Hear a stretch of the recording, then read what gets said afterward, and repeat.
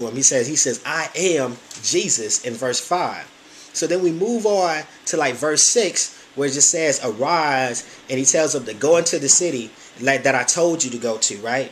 So he moves, he gets up, blinded by this light, and he moves forward and following what the Lord told him to do. Again, this is Jesus speaking to him, but for Paul, it's like, I am the Lord, it's I will follow you in this darkness, right?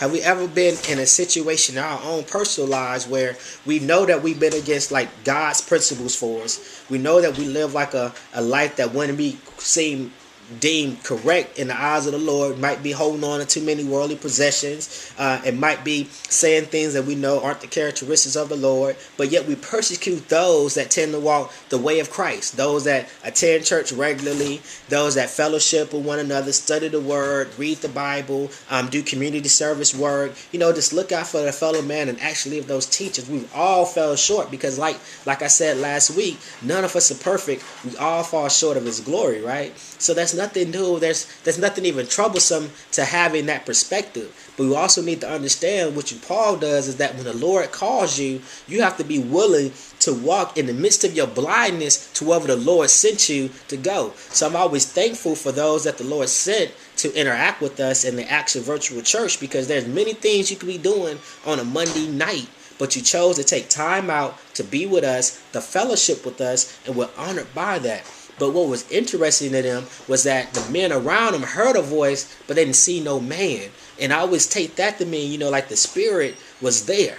Like they say, Christ said he would send us a comforter in the end. So that was an example of the comforter, like they heard the voice, but they saw no man. But Paul heard the voice, saw the man, and knew that it was Jesus, right? So then I'm going to move forward again to verse number 17. And Ananias puts his hands on him. And see, this is like that transformation, that shifting of power, that shifting of understanding. Because he's like, Ananias, he was a Christian.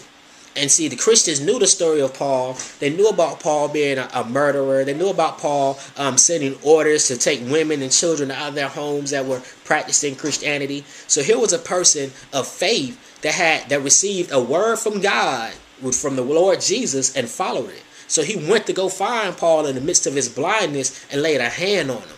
You see, that's what we have to do, saints, that when we know individuals are going through what they're going through, if the Lord called for us to seek the lost, then it's up to us to do that. Like, we can't question it. We can't ask any second thoughts about, like, oh, that person's pants might be too low. Oh, that person had us to the side. Oh, that young lady isn't dressed properly. Oh, did you hear the things that are coming out of their mouths? That is not our job to judge. Our job is to be here to seek the lost. So what he was doing was, Ananias was actually following one of the rules of what Jesus told him to do.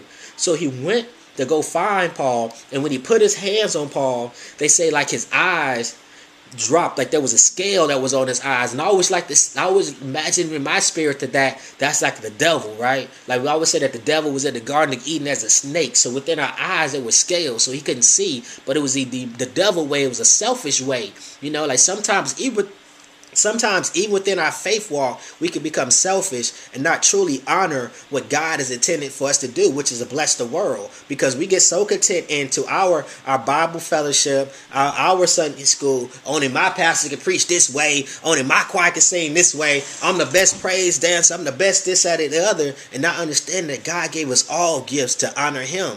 That gave us all gifts to build the kingdom here on earth. So the way I look at it as, Ananias actually showed like another side of our Christian walk. We had the Paul the persecutor that got changed and transformed by Jesus speaking to him and him going to follow Christ. Then we had Ananias, a Christian at that time, following what the Spirit told him to do. And see, when we follow the Spirit, you know what happens? And it says it like in the book, like he arose and he was baptized. And that means that the Comforter came to Paul.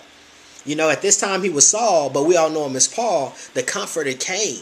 So when we're talking about transforming our community, putting our faith to our action, we really sincerely mean that we're going to actually go out to the streets and talk to people. We're going to go into businesses and profess that we have a business model that's based upon the kingdom. We're going to move forward when we go into hospitals, shelters, homeless center, drug clinics, you name it, and confess that we're here just to lay a hand on you, brother, to allow the Comforter to do what it's going to do in its due time. You know what I mean? So it's kind of like that's part of like the story